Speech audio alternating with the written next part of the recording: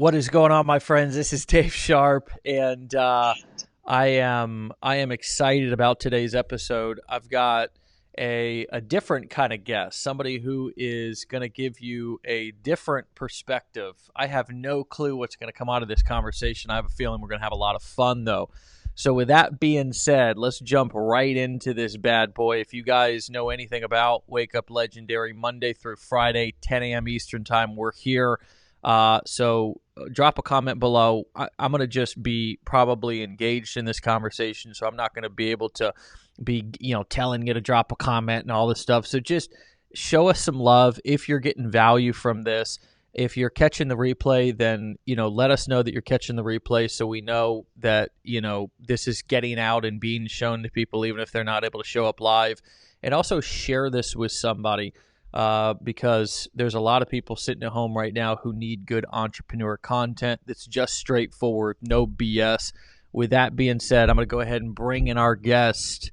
All right, let me make sure. I may have to All right, I got to change your name. You're not Matt Hetzel. You're Ace. Ace Reddy. What's going on, my brother? Things are good, dude. How's things for you? How's things going with you? Shit, I'm nervous, man. I never do these lives at all. This is probably you're the only person I do a live with, bro. Like just so it's known, I'm a pretty introverted guy. So if you guys are watching this, you're super introverted. You feel like you have no chance of making it online just because you're introverted. I probably serve as an example that you can make it regardless of what your current position is. I'm a super introverted guy. I've never I recently changed my profile picture. For about 4 years, I had a profile picture with I didn't have any hair in the picture. Right? It's weird because everyone would. Yeah. I saw the picture of you because I have seen you online for a long time. We'll get into that here in a second, but I have seen you online for a long time, and I saw like one or two videos that you posted. I mean, in all of your time that I've known you online, I've seen literally like two videos of you. So I kind of knew but you were younger then.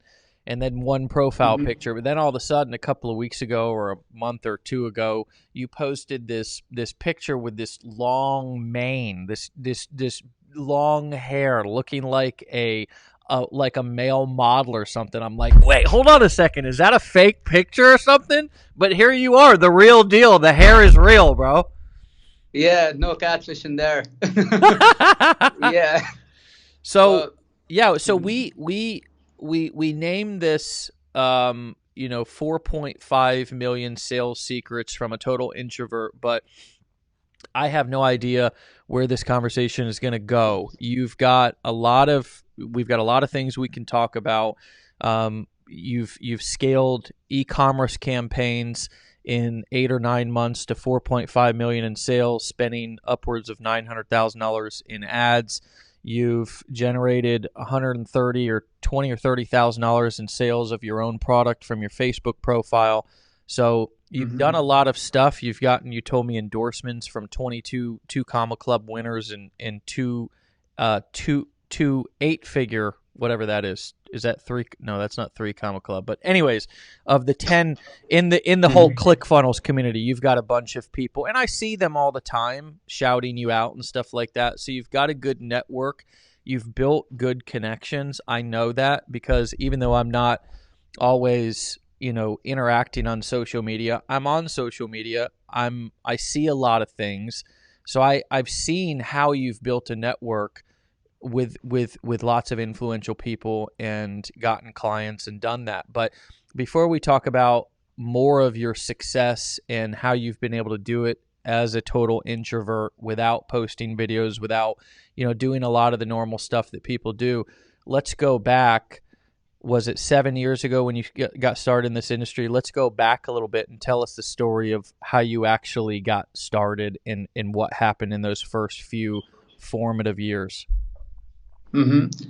So I think my story is kind of it's something that you guys could actually relate to, because I feel like a lot of you guys, you get started in this industry, you join Legendary, you join something else, you're trying to make money with it, and for a long time you don't see any successes. That was me. So I got started in this business when I was 14, so I was pretty young. I was this guy, I didn't want to be like my dad. My dad would work all the time, and which by the way is a great thing. Like he was working all the time. He's doing a lot of great stuff. My light is acting up for a second there, but he would do a lot of great stuff, and I really had a lot of respect for it.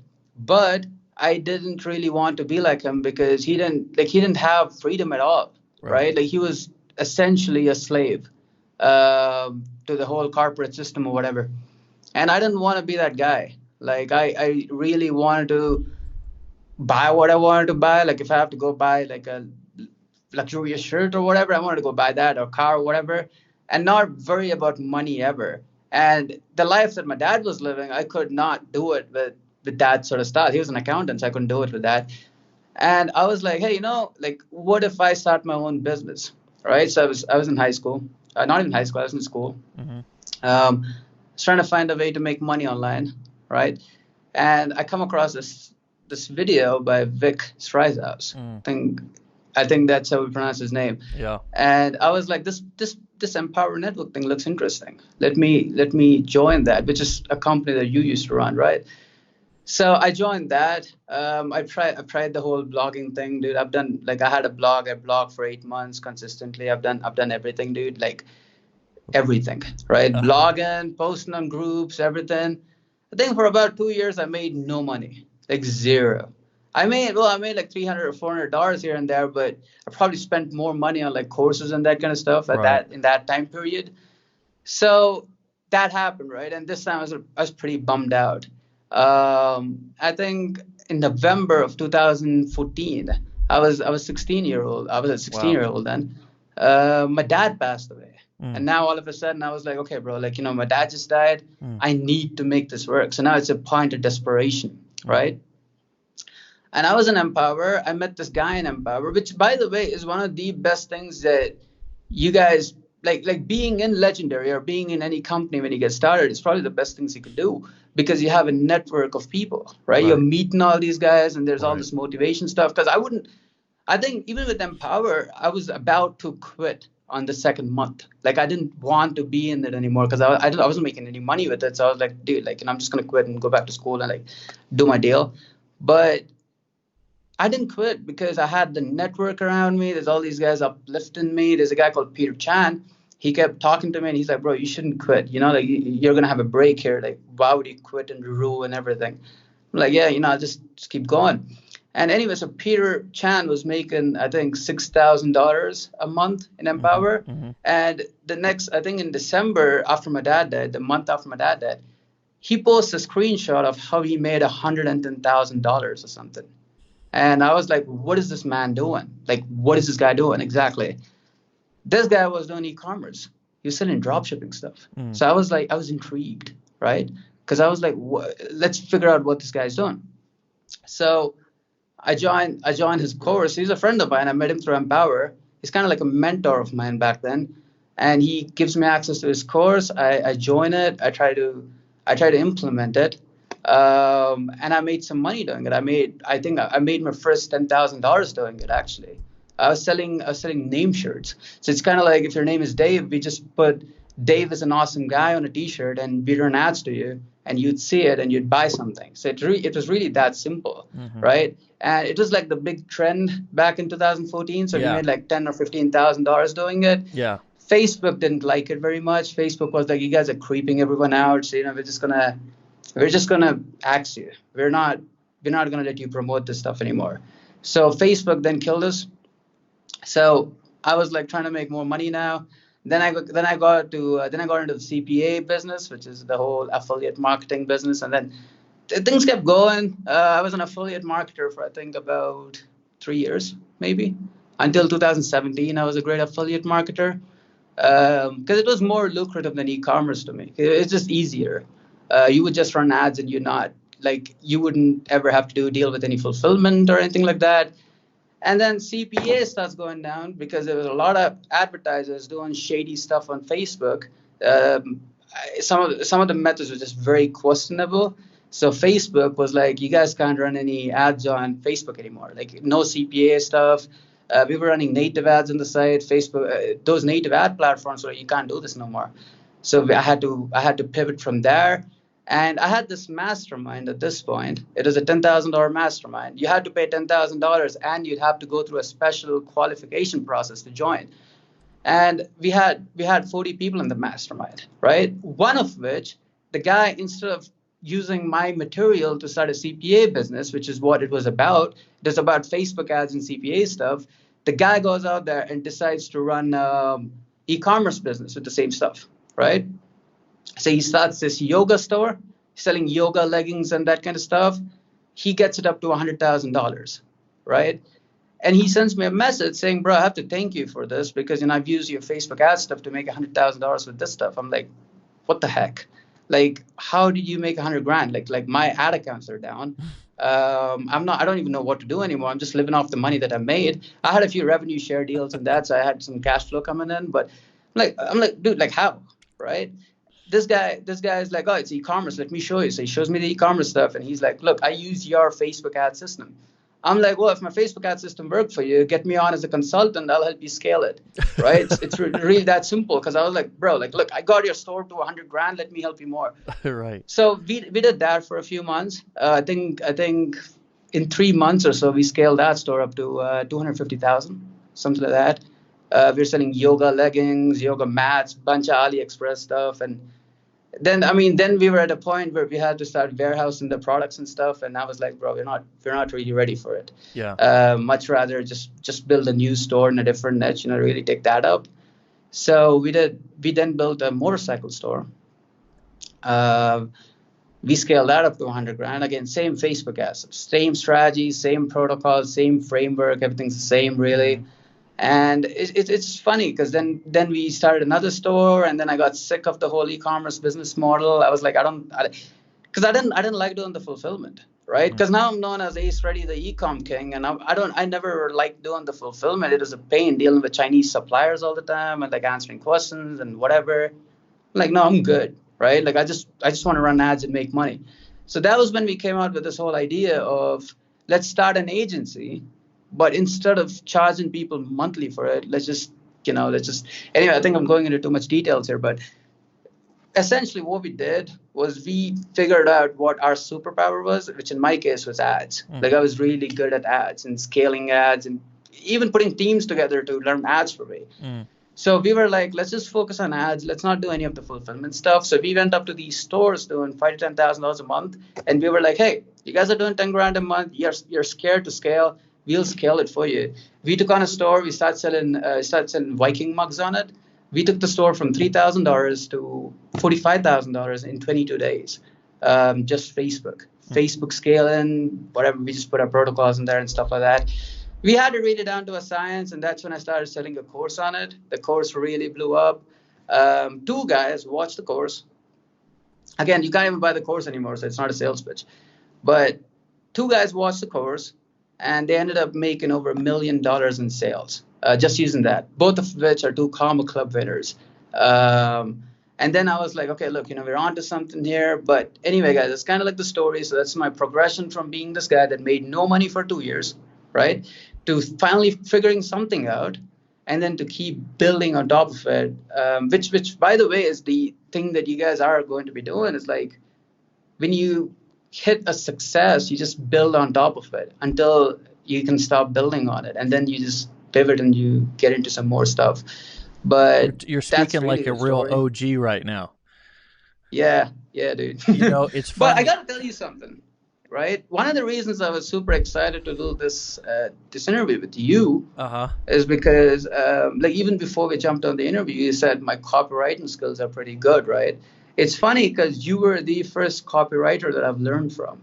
Like I still remember the call that I learned from, because I couldn't spell anything right, bro. Like I couldn't spell anything right. My grammar was off all the time and stuff like that. And I remember it was this Empower Hour call, which is kind of like the Wake Up Warrior that you used to run back then, right? It's Empower Hour then, now it's Wake Up Warrior. And you said something alongside of, it doesn't matter whether your grammar is broken, whether your spelling is broken. If you send the email, you might make money. If you don't send the email, you might never make any money. So I remember listening to that, and I had like this breakthrough. And I was like, hey, this is really interesting. So I need to start sending more emails. It's funny because the first sales letter I've ever written, which was for a $7 product of mine. That's the first sales letter I've written. I remember joining this copywriting group, which was pretty active then, not anymore. And I posted in the group, and I was like, "Hey, I want you guys to review this for me." And half the guys in the group were like, "This is the worst piece of sales letter we've ever seen. Like, this is bad. This is terrible." 4 months later, which by the way, we actually made money from that sales letter, which was supposedly the worst based on most copywriters. Again, one of the copywriters that actually said it was the worst sales letter he's ever seen, he promotes me now, which is kind of weird. He calls me a legendary copywriter. Like, he called me a legendary copywriter a few months. I don't even write copy. I don't even write copy for anyone else except me. But that's kind of my point there, is that it doesn't matter where you are right now. It doesn't matter what your current situation is. As long as you keep taking action, as long as you keep pushing, as long as you keep trying new things, eventually you'll get to a point where everyone starts respecting you for what you've done. And it just gets awesome. And then you start getting people results. Yeah. Yeah, it becomes your Mhm. niche. You become a part of that culture, which Right. is you feel like you finally belong instead of being this outsider who's just kind of like a poser who's trying to, I think a lot of people when they first come in, they feel, they get started in this career. I call it a career. I mean, a lot of people don't use that sort of language, like, because I don't even think a lot of the people that do internet marketing, because it's not something that's respected or accepted by the masses as like legitimate, as a real career. You know what I mean? So I think that a lot of people, when they first start down this path, whether it's a side hustle, whether they intend it to be a full career, I don't even think they take it seriously. Mm-hmm. I know.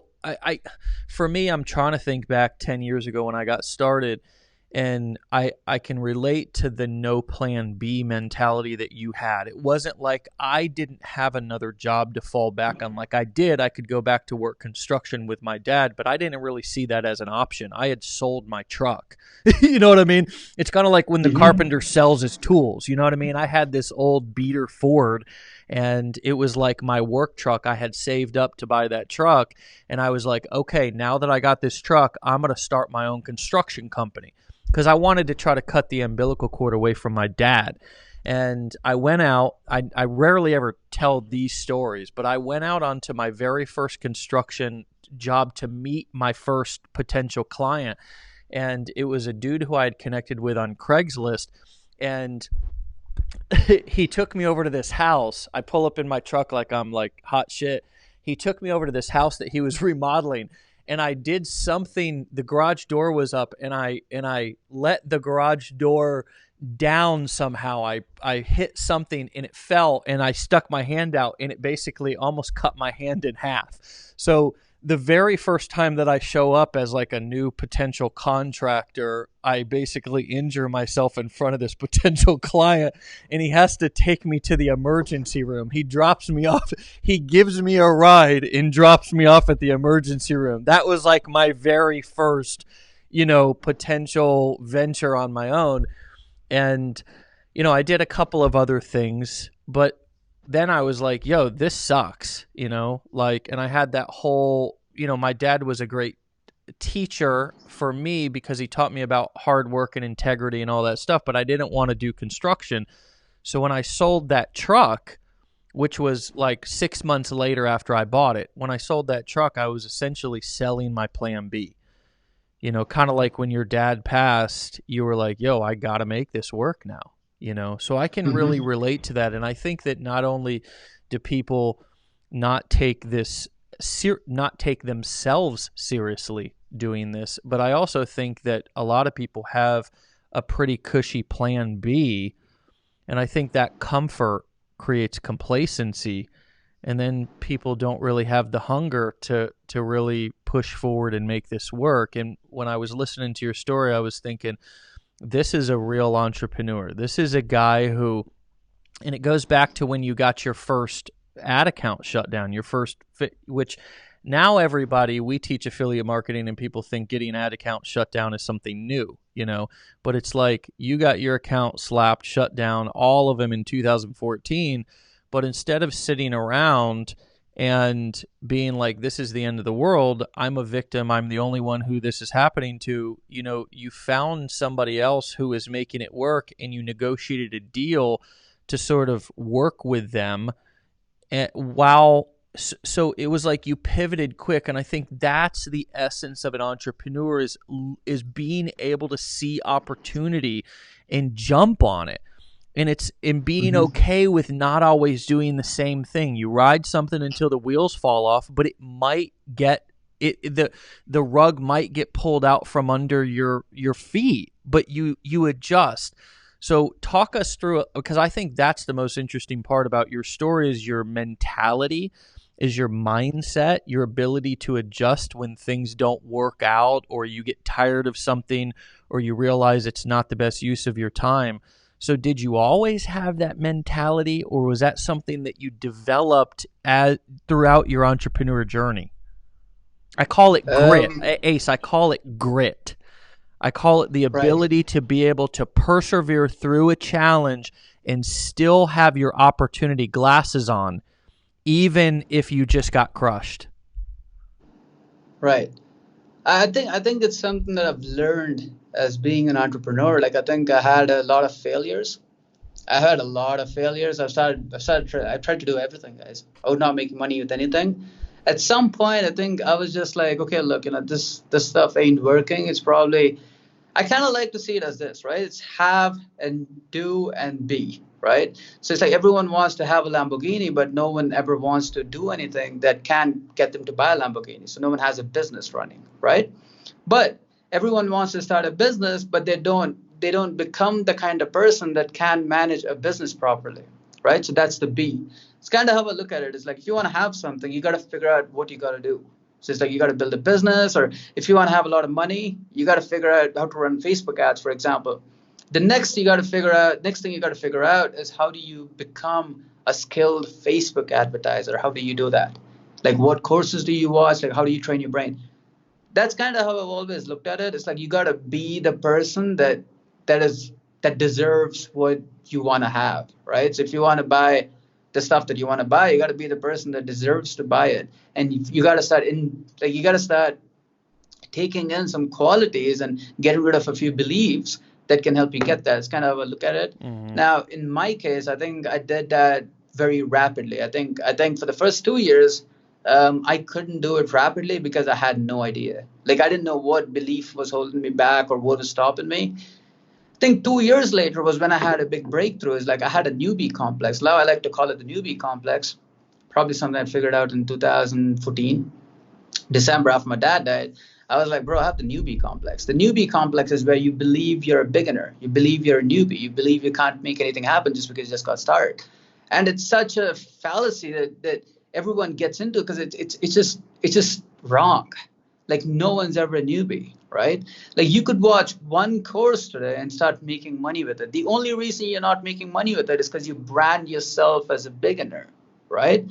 So when I got started with Facebook ads, well, I mean, like, removing Facebook ads from the picture, just talk about Facebook organic, right? When I wanted to sell my info products, when I wanted to launch a course, the first things people told me was that I got to get an updated profile picture, updated cover picture, start posting videos, start doing lives, get a sales funnel together. I didn't want to do any of it. Zero. I was like, look, I have this great product, right? And it was actually an amazing product, because we would run through the ad accounts and we were showing people exactly what we were doing and that kind of stuff. And again, that product probably got me 100, like, it probably had 120 success stories or something. There were a lot of people making money with it, right? And I didn't even want to launch a course, which is something that back then was like a huge taboo. This was 2018. It was kind of a taboo because everyone was like, you either got to launch a course or you got to launch a mastermind. I was like, look, I'm going to do a webinar, but I'm not going to pitch on the webinar. Instead, I'll sell the webinar, because I don't want to sit on a webinar, do it for 2 hours, and then not deliver any value. Like, I have my own moral sort of standards, right? And Dude, I'm a pretty hard guy to work with. I had this copywriter come and try to work with me. He got me a webinar slide deck together. I was like, no, change this, add a lot of stuff to this. He's like, no, but that just gets people thinking and then you can't sell them anymore. I'm like, I don't care, just put it in. Because I don't want anyone watching the webinar going out there with half information, try to make it work. Because he's going to lose money.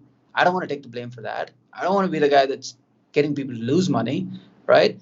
And I was like, you know what? I'm just going to sell the webinar. So we sold the webinar. I had no sales page at this point. I had no sales funnel, nothing. We made 130 grand selling it.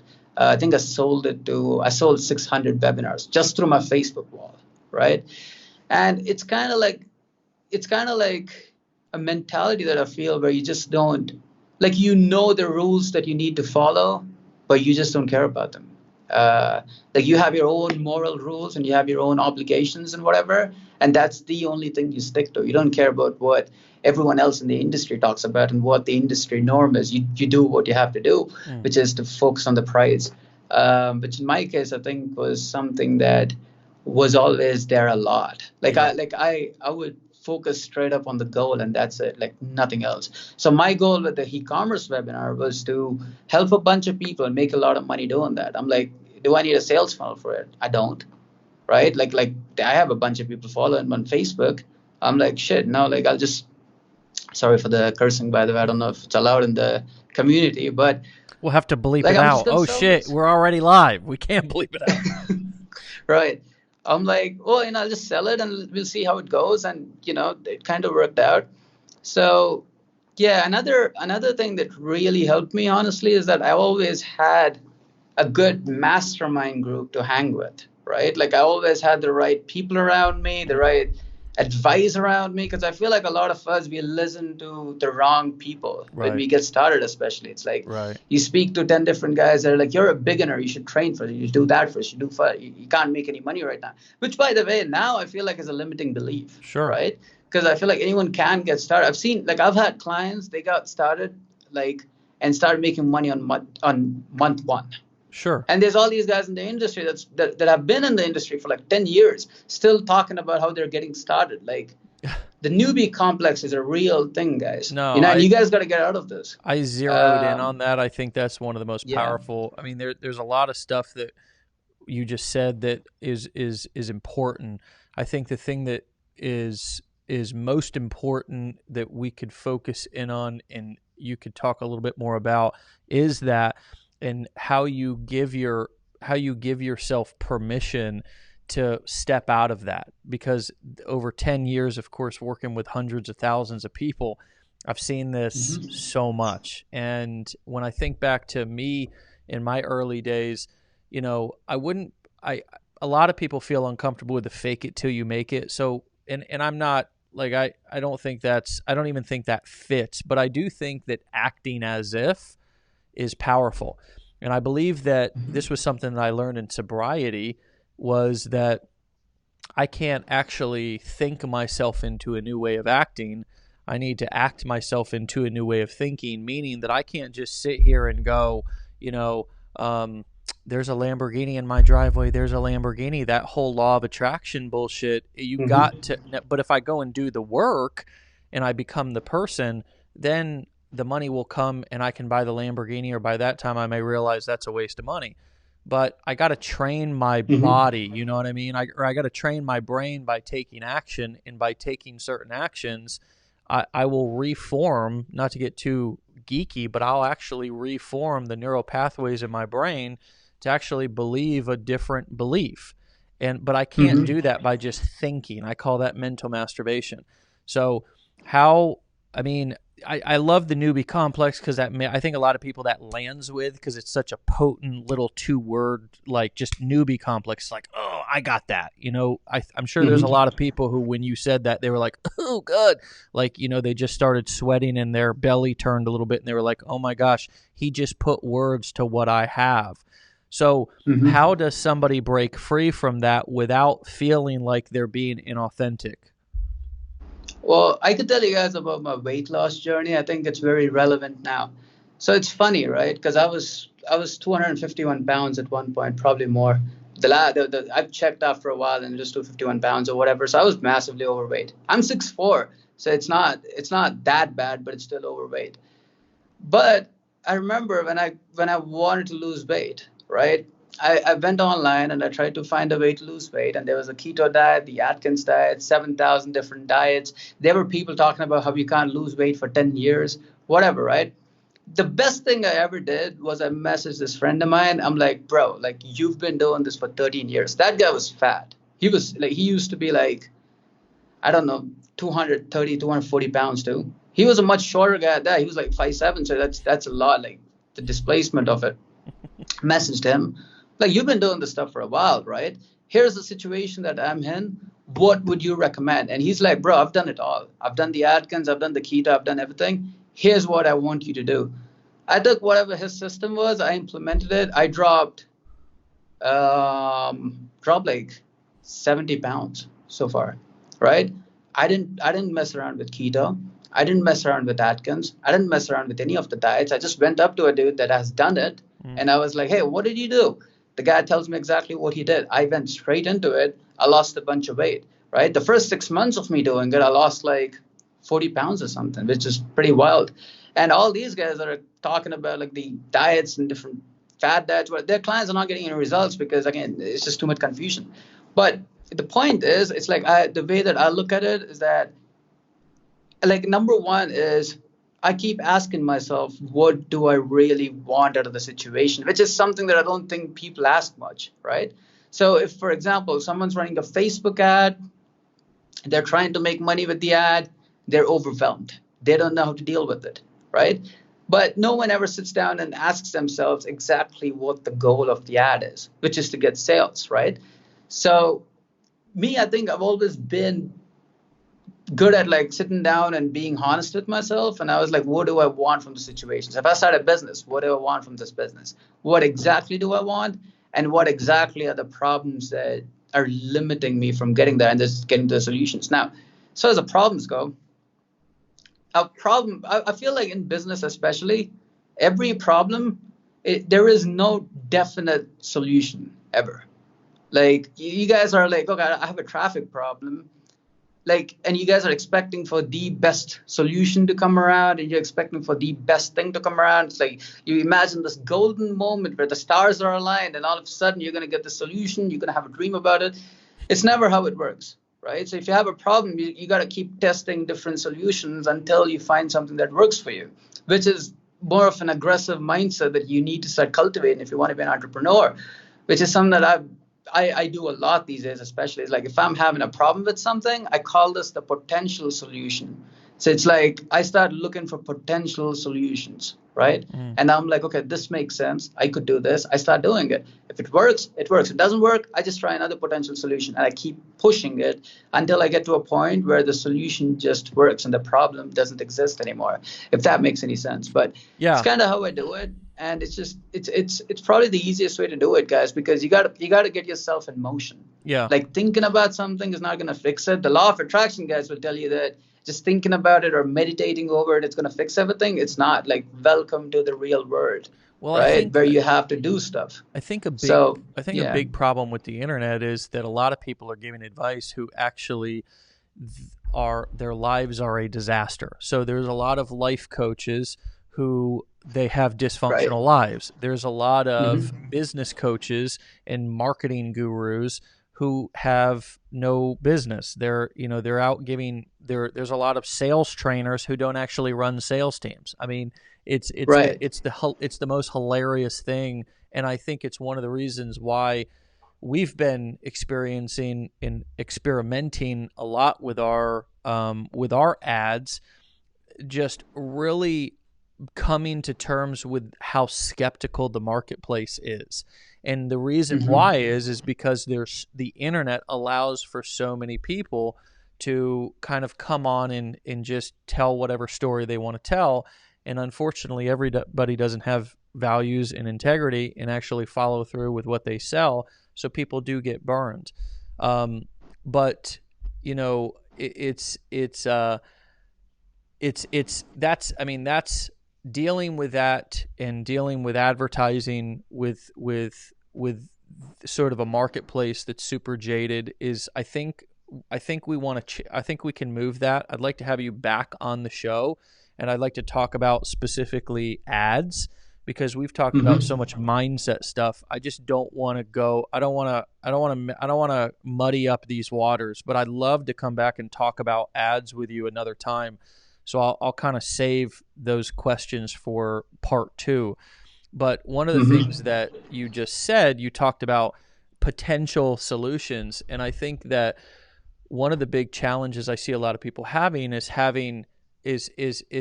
putting so much on a result. It's putting so much expectation on something happening.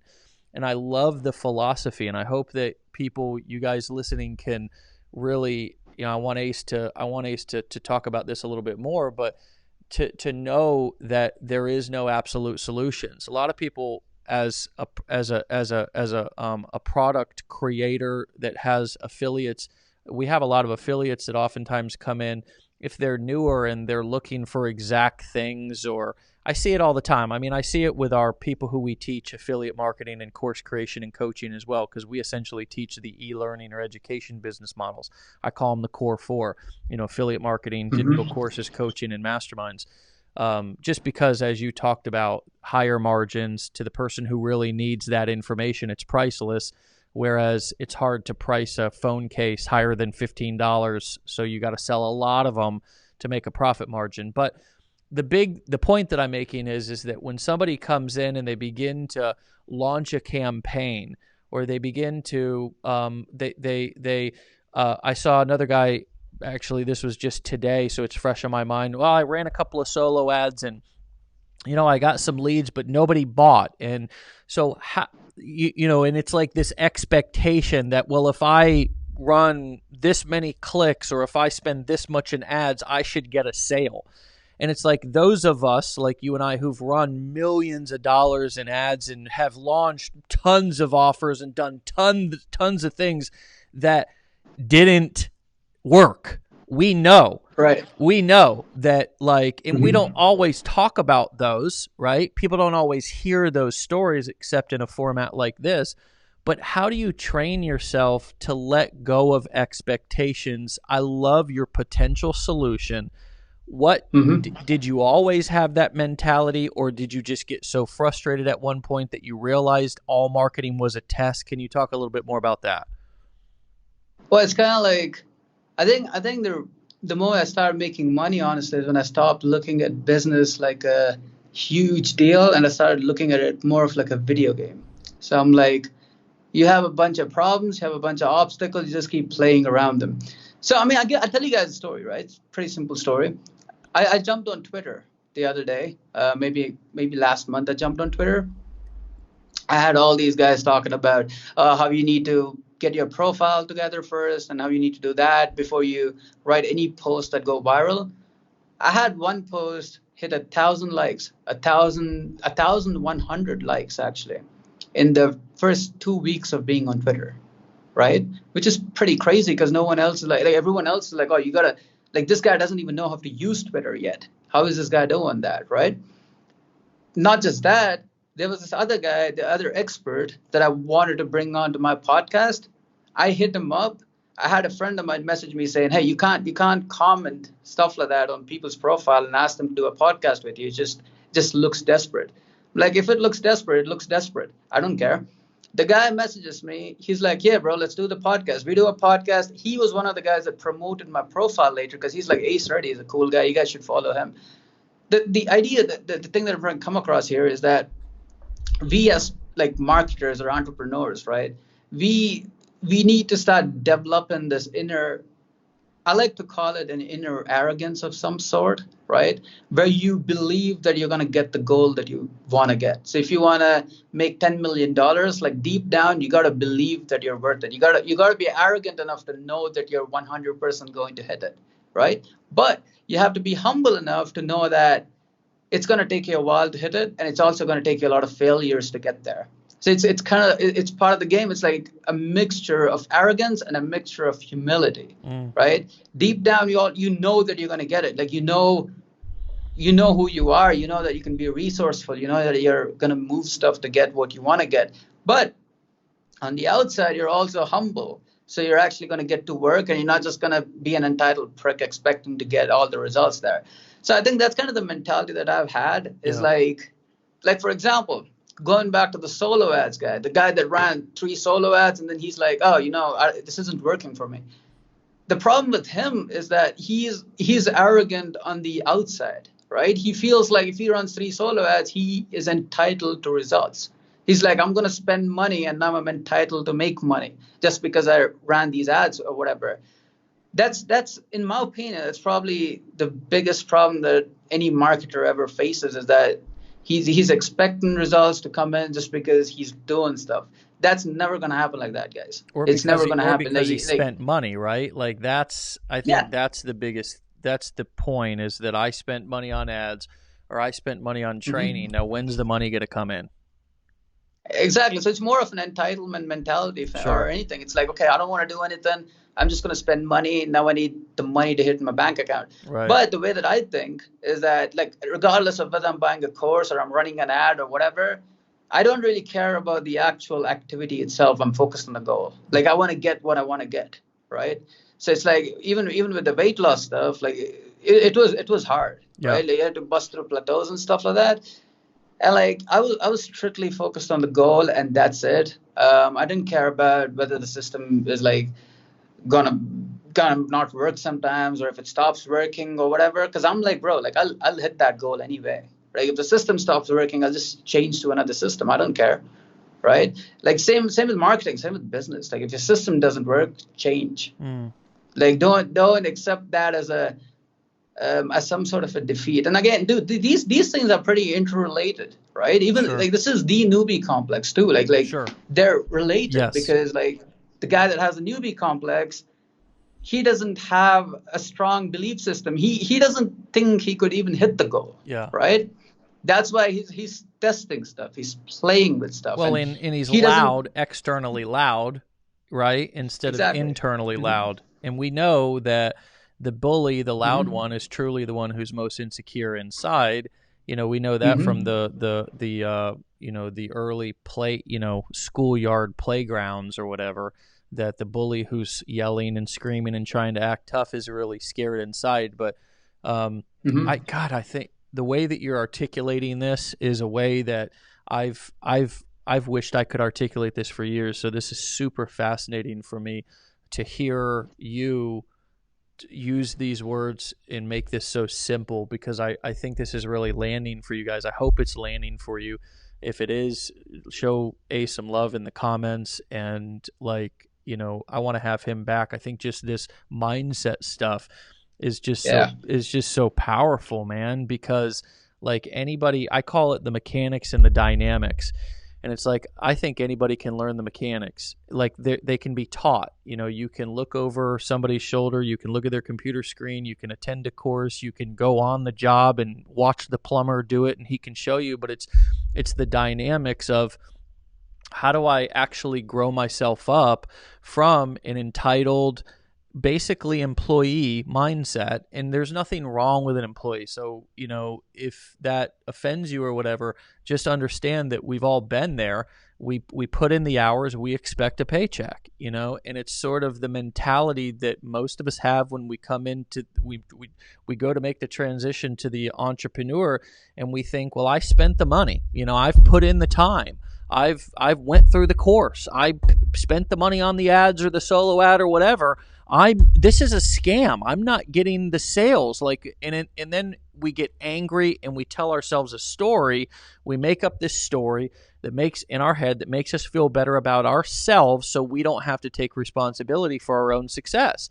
Because as an entrepreneur, the buck stops with you. Like, there's nobody else whose fault. Nobody can take responsibility for your successes. Nobody gets to take responsibility for your failures. Like, you get all the good and bad credit. And I think that getting somebody to that point, I love what you said about that internal arrogance mixed with humility, because it really truly is. It's about, I'm going to make this work, maybe not on the first try, maybe not on the second try, maybe not on the third try, but I know that if I keep trying, I will get a result. And I've come to that conclusion. I've started to give that advice, Ace, that like I think that entrepreneurship in being in business is sort of like a game of Survivor. And it's not even as much about outwitting or outplaying. A lot of it's just about outlasting, like not quitting and staying consistent until you begin to pick up momentum. Yours happened to be 2 years, right? Where you kind of fumbled and flopped around, and then finally you started to get some results. How would you advise somebody who is in their early stages to stick through those early days, those early months, even those early years? How would you advise them to stick through that and work on developing their mindset above all the great advice that you've already given to trust in the fact that if they continue to develop their skills and they continue to develop their mindset, that they will eventually get results? How would you advise that newbie to stay in the game? What would you say to him if I came to you and I said, hey, I'm ready to quit, like I was your early self? What would you say to yourself? I think that's a better way to ask the question. That self that was in that first year, what would you say to you? I'd probably say something alongside of be super self-reliant. That would be my biggest step, honestly. It's because like me too personally, man. Like I didn't make any money with Empower Network, which is a company that you ran, right? 2 months later, I was fucking complaining about it. I was like complaining all the time. I was like, I'm not making money with this. This must be a scam. This is not going to work. The only thing I tell myself, honestly, which would lay the foundation for everything else, is to be self-reliant. If it's not working, it's your fault. If you're not hitting your goals, it's your fault. No one else's fault. No one else is responsible for it. Right? If the program isn't working, either find a way to make it work or stop using the program. Jump onto a new one. Whatever you want to do. Key is to take full self-reliance, like take full responsibility for it and make it work. That's the only thing that matters. No one cares about excuses. It's unattractive. It's negative. It's unattractive. And another thing that it does is when you make a lot of these excuses, you're trying to push control away from you. When you're saying something like the solo ads are not working, you're indirectly saying that the solo ads are not working and that you had nothing to do with it. But in fact, you had a lot to do with it. You got the solo ad guy, right? You decided to promote the program. You used a strategy for it, which you probably came up with. And even if you didn't come up with it, you chose to use it. So it's still your fault. So if you make money or if you get successful or even if you don't get successful, it's still your fault. It's not my fault. It's not Dave's fault, not anyone's fault. It's not even your parents' fault. I mean, that's another excuse people use a lot these days. That's the most important realization that I've come to is that, like, take responsibility for everything and make no excuses ever. Like that alone, like that shift alone is going to lay the foundation for everything else, right? Because then you start taking responsibility for everything, you'll start to see how you're taking a lot more action, right? Like in business too, like there's all these guys going around blaming circumstances for everything or blaming who they are or blaming the system or blaming the program, whatever they're blaming. The moment you cut doing that, it's like you'll become successful automatically. But if you keep doing it, you're eventually going to get to a point where you're 3 years in or 4 years in and you're not going to make any money. So that's the first thing I would do, which is to get rid of that blaming mentality or that excuse maker mentality. That's number one. Number two, just because it took us a while to learn how to get this stuff done, right, and how to start making money, I think everyone has their own time frame, right? Like I've seen guys that come in and start making money on month one. I've seen guys that come in and start making money on month two. I just wouldn't stress it at all. Like I wouldn't even put any time frames on it. Like it doesn't matter what your goal is. Don't put any time frame on it. Because the worst thing that could happen, right, is, for example, if I put a time, like if I set a goal that I want to make like 10 million by October, right, I'm going to hit July and then I'm going to start getting worried because I'm like, dude, it's July. There's only a few months remaining. I'm going to hit September and I'm going to start worrying now, like real worrying. At this point, I'm about to quit, right? So even before October hits, on the inside, I've already quit. I feel like a freaking loser, right? You can't have that happen because that's just like there's nothing good that ever comes out of that whole mentality. I think the whole way of looking at it, Sure. or setting goals with a time frame. Yeah. But what you guys should be doing is you guys should set a goal and just go for it. And it doesn't matter how long it takes. You just gotta hit the goal, right? And it's funny how fast you start hitting the goal when you have a mentality like that, because you're not worried about anything. You just want to hit the goal. You're focused. You have your mind going in the right direction, right? You'll start to get ideas that you never had before. You'll start to get resourceful, right? Which, by the way, is another thing I tell myself, is that the resources never matter. It's you got to be resourceful. Like if you like the thing that I like to say the most these days, especially to clients, is that if your teeth are not good, you should probably fix it, right? Like why are you sitting around? If you have a problem, if there's something going on, you feel like you can't jump on video or something, just fix it or just don't do it. Like in my case, I was a super introverted guy. I hated doing video. Probably tell how nervous I am now doing this. Never did lives before, right? Never. Never done a And live these stream guys were before. like, That's amazing. yeah, these guys were like, bro, you got to start doing live streams and that kind of stuff. And I'm like, yeah, no. I'm just gonna write good copy and I'm gonna make a lot of money with it. I don't need to do live streams. They were like, oh, you need to upload new pictures of yours. I'm like, bro, no. Who cares? That picture is fine. It's gonna work. They're like, oh, but people need to see who you are. I'm like, yeah, whatever. If they see, they see it.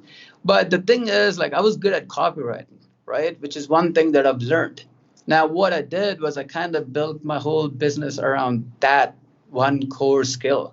Like even Facebook ads, but Facebook ads copywriting is not as useful as it is, but as it used to be.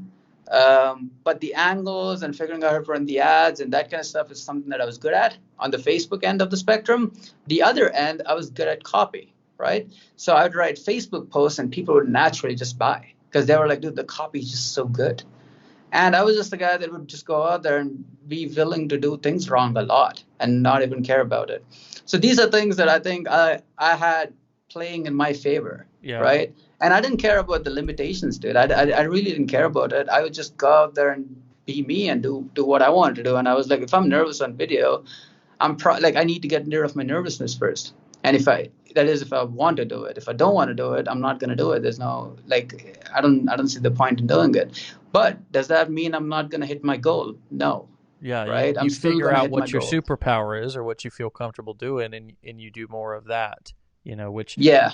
which you mentioned about, but I'd like to have you back and talk about ads and how you really sort of zeroed in on that, and you're still doing that to this day, right? I mean, that's your primary core thing that you're doing, is focusing on either teaching ads or running ads for clients.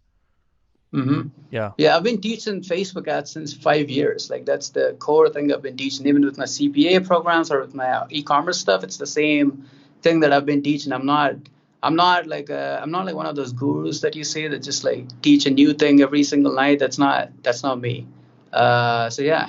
Well, I'd like to have Running you ads back. We'll forever. talk about Facebook ads if you'd be down for that. If this wasn't too torturous coming on and doing this, and I'd like to just pick your brain on another episode about ads and kind of talk through some of the things that are obviously have helped you to be successful, help your students to be successful. If you guys wanna like hang out, get to know Ace, you can just go look up his name on Facebook. One final question that I have for you, and if you have anywhere else that they can follow you, I mean, that's where we stay connected, is on Facebook. Do you have any other place that people can find you at? Yeah, you guys could follow me on Facebook. That's the fun place. I post a lot of memes and stuff. I was going to ask you about that. That's my final question for you. Like, what is it? Yeah, it's just your meme game's on point. I mean, like, what do you like? There's so much we could do a full entire episode on memes, because I think that memes are like a copywriting dream, like, because they communicate a big idea in a simple picture, which is exactly what you want to do with your copy. Like, you don't want people have to dig through the sales letter to try to figure out what the hell you're talking about. But what I mean, like, is that just your humor outlet? Like, is that a way that you can sort of escape the pressures of your business? Do you just like to laugh a lot? Like, do you like to have fun? Like, I don't know anybody who's more into consistently posting memes. Like I've even tried to post memes because I think they're funny and I like save them on my phone. I'm like, oh, I'm gonna drop this one out. But like you're consistent as shit about posting memes. Where's that come from? Why do you do that? Well, first I started posting memes, right? Which I used to do it for fun. So I just posted memes and motivational stuff all the time. I'm a fun guy, I think. Sure. I'd like to think. Sure. So I just Right. We'd posted all a like bunch to of think. Right. I'm the funnest yeah. dude I I mean, know. I tell my wife all the time, I say, I'm the funniest guy I know. I don't care what you say. But anyways, go yeah. on. So I was posting memes, right? And then it's funny because then I'd have all these big marketers liking the memes. And I was like, so these guys are now seeing my Facebook posts just because they like memes. Because if you like someone's posts a lot, so if I jump on your profile, I like three of your posts, I'm going to see a fourth post. Yeah. That's kind of how the Facebook algorithm works, right? Yeah. So I kind of cracked the code there, and I was like, hey, I don't have to do all these value posts that people do. I could just post memes, right? So the other thing that I do is like I make people relate with me. Like the memes that I post, people look at that and they're like, yeah, I can relate with this guy. This guy's a cool guy, right? Right. It's funny, like the number of opportunities that the memes open up for me is crazy. I posted a cat meme the other day. I think 2 weeks ago, I posted this meme about cats. Robert Greene liked it. The guy that wrote the book 48 Laws of Power, Wow. he liked it. And I was like, okay, well, let me message him. Which, by the way, is what you guys need to start doing is get speed in, guys. Like start taking action faster, right? You have an idea, just take action on it as long as it's ethical and legal and you don't harm yourself, which is a prerequisite. So I messaged Robert. I'm like, hey, dude, like, thanks for liking my meme. Means a lot. I would love to have you on my podcast. And the guy's like, yeah, sure, let's do it. Right. And that only took like 2 minutes. I posted a meme. The guy likes it. I'm like, okay, well, let me message him. The reason that happened, right, is on an unconscious level. Just because I posted a cool cat meme, he feels like I'm his friend. Like there's common interest there. There's common ground there. Right. And the good part about memes is that they go freaking viral. Like there's a ton of likes, there's a ton of comments, people keep sharing them and stuff. So you're really building this personality if you really understand what kind of memes to share. Like for example, if I share like really adult memes on my profile, it's not going to work. Like everyone's just going to block me or something. No, I mean, I don't think they would. I think people love me too much at this point to block me. I posted a few things. Like I keep hitting the 5,000 friends list. I keep doing controversial posts sometimes just to see if anyone's going to delete me. I only have like 2 or 3 people that delete me. I'm like, these guys really do love me. But the memes just build a connection there, dude. Like I post a meme, you like it, you now think you know me, right? See my name a lot more. Yeah. And it's awesome. I call something I invented something called the sandwich method, which is where you post a meme, you post a sales pitch, and then you post another meme. So the first meme is going to increase your engagement. The second post, everyone that liked your meme is now going to see it. It's kind of like a retargeting campaign of some sort on Facebook organic. And then you post another meme again to get the reach up. To deliver at like kind of like how the big launch gurus, after they get done absolutely slamming a sales pitch down your throat for 7 to 10 days, it's like, now I'd like to invite you to a totally pitch-free, totally value-based webinar. Exactly. I mean, it's damage control. It's damage control. It's like, oh, dude, I just pitched your wall. You probably hate me because I'm trying to get your money. So here's a meme. Have fun with it. Laugh. It's like it works, dude. Works quite well, actually. And people were never really offended by me putting any sales pitches ever. I've asked many people that, like the guys that hate on people doing these sales pitches, they love me. Like they'll publicly start attacking people that pitch on their wall. They all love me. It's crazy. I mean, the memes are good. It's lowered all their buyer defenses. You know what I mean? Like you've softened them right up. That's cool, I think I know my audience very well too at this point. So I know exactly what meme they like. I know what they don't like. I know who they are, right? And it's funny because I don't think a lot of gurus actually do. I don't think a lot of gurus see it that way. Like me, like I'm running this new Facebook group. I know everyone in the group by name, right? So like if anyone messages me from the group, I know who they are. I know what. And there's like 700 people in the group. I know everyone. The guys that like my memes, I know all of them. Like I know their names. I know what they're like. I know what they like to do for fun. I know everything. So I kind of have a relationship with everyone, Yeah. right? And I think that really helps. I'm like the most anti-guru guy ever, right? And everyone's like, oh, he's such a cool guy. Posts memes. He doesn't care. Should Right. probably go do business with him because I got ripped off by all these gurus. Sure. Like, yeah, sure. Yeah, here's where you pay me money. Well, that's a lot. I mean, Works. there's a whole nother episode there just on like the kind of 1,000 fans concept. You know what I mean? Like 1,000 raving fans. Like, and you could even call it the 700 raving fans concept. Like, people think they need to have a list of 10, 20, 100,000 people, and it's like nowadays anybody can be famous. Like that concept. Like anybody can be a 100,000-aire. Anybody can be a 6-figure earner. Anybody can be a 7-figure earner by just cultivating a relationship with a small group of people that you show up for every day, that you're consistent with, that you deliver value to. And, that's one of the things that I've focused a lot on in the past several years, because when you become successful with something, my experience is it's easy to get distracted with all these with a different kind of set of shiny objects. It's like, ooh, let me grow my YouTube channel, let me grow my IG, let me take this to the next level. Because if you're successful, you have to have all these different followers on all these platforms and do all this shit. But you know what?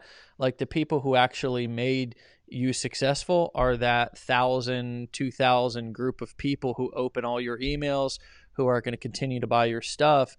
And by going and trying to pay more attention to new people, bringing them in, you in turn neglect all the people who are your repeat buyers, who are your top evangelists, your biggest fans, your biggest followers, your biggest buyers. And I think it's a trap, so there's a lot of wisdom in focusing on a small group of people. And that's one of my commitments really of doing this show every day.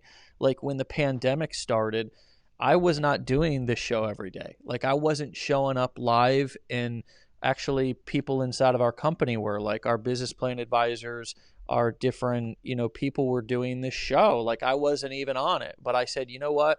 Like instead of trying to go wide, I'd rather go deep with, and I sound like Gary Vee, but I'm going to go deeper with like the people who have already bought stuff from me. Like, and we deliver a lot on the back end, like to our customers and clients, like we deliver a lot. But I was like, I'm just going to show up and do this. I don't know for how long I'm going to do it every day, but I'm going to just show up and do this every day. It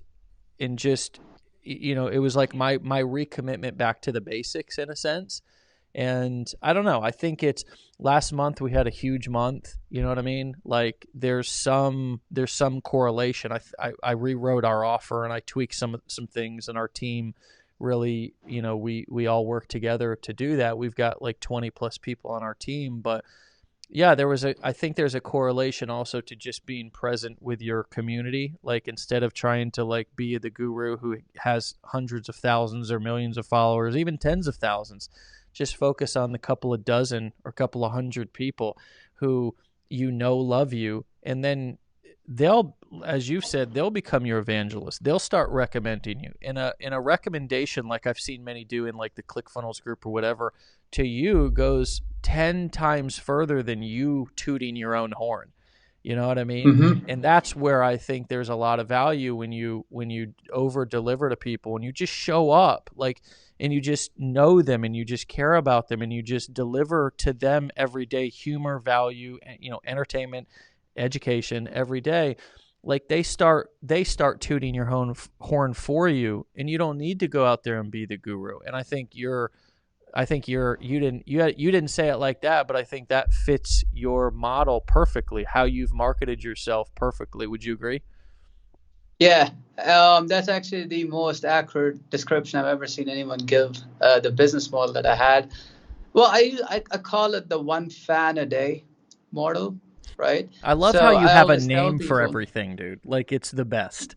It's just the best. Yeah. I mean, when I do stuff, I just don't like doing random stuff. Like I like to give it a name, and then I like to test it and see if it works or not. And then if it doesn't work, I just get rid of it, right? But Yeah, I call it the one fan a day concept, which is like a strategy, which is like every day I try to get one fan that really loves me every day, right? That could be through my courses or through my memes or whatever. And you guys got to do this because 90 days later, you're going to have 90 fans, right? And by the way, like I have a much smaller email list than some of the biggest ecom gurus that you know. But I probably have the most recommends in the ClickFunnels group. I mean, if you've seen the ClickFunnels group, type Ace Ready in, you'll see hundreds of people recommending me, right? And this is not just like a by night thing. Like it's not something that flew by night or whatever. For the last 2 years, I think I've been the most recommended e-commerce guy. Like there's not one single e-commerce related post where someone didn't recommend me, right? Like hundreds of people. The only reason that happened is because I would keep looking for that one fan a day. Yeah. Right. A year later, you have 365 fans, bro.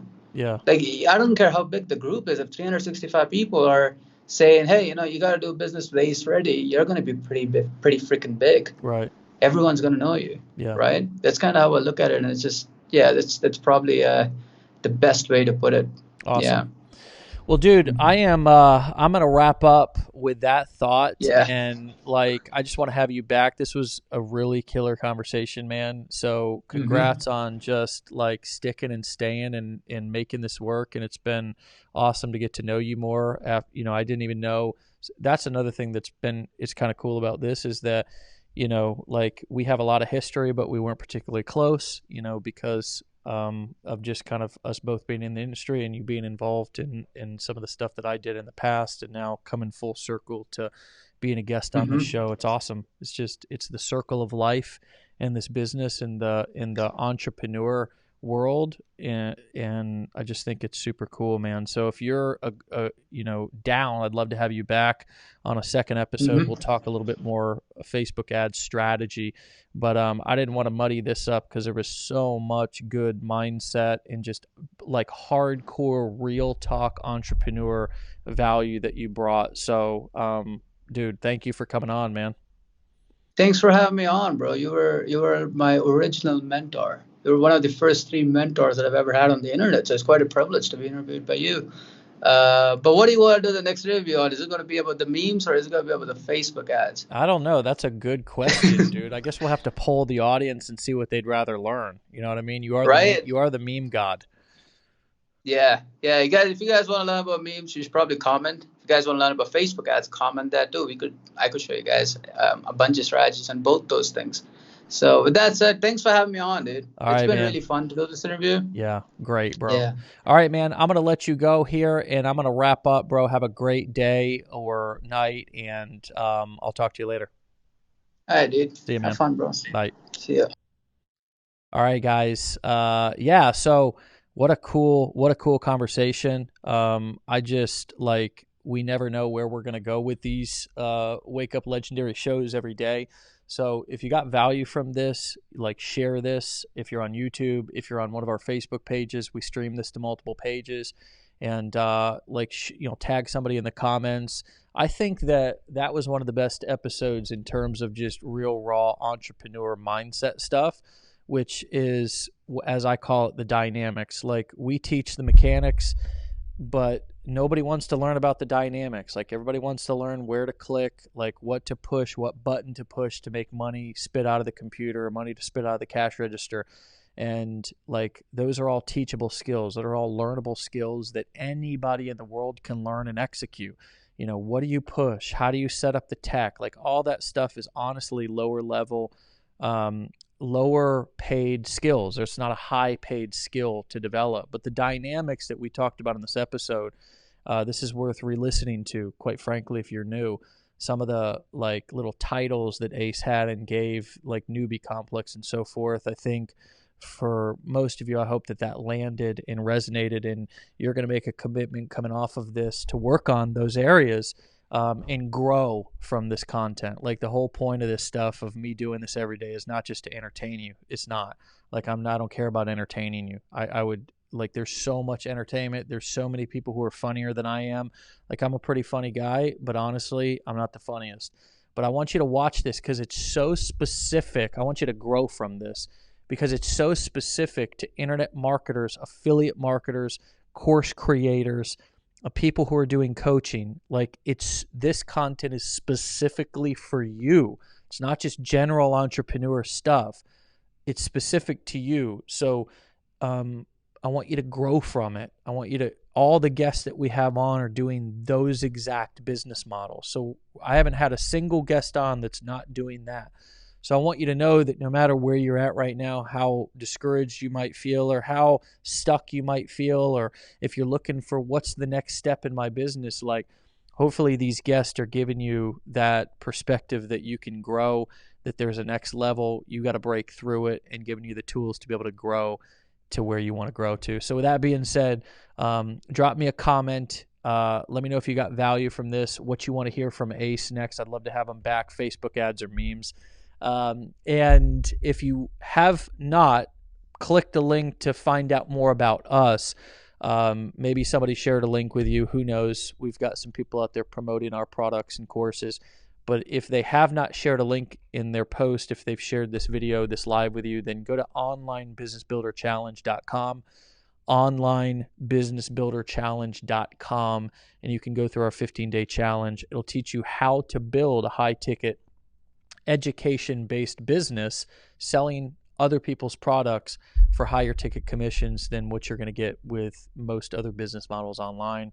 And I've been running that business model for 10 years, and it's been extremely lucrative, and I've been able to be successful with it and have a great life. And we teach thousands of people every single year that business model, and we have a thriving community, and we're the best. Can't you tell that I'm a little bit, one-sided in terms of what I think about what we do? But I got to have, as Ace said, a little bit of that internal arrogance, because there's a lot of, excuse my language, cover the kids' ears. There's a lot of shit online. There's a lot of shit people. There's a lot of shit fake gurus.